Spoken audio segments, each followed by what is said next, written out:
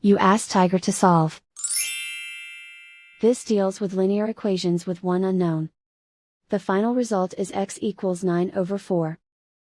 Let's solve it step by step. Simplify the expression. Expand the parentheses. Multiply the coefficients. Simplify the arithmetic. Group all x terms on the left side of the equation. Subtract 4x from both sides. Group like terms. Simplify the arithmetic. Group like terms. Simplify the arithmetic. Group all constants on the right side of the equation. Add 20 to both sides.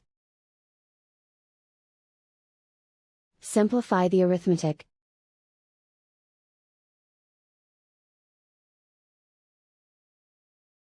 Isolate the x. Divide both sides by 8. Simplify the fraction.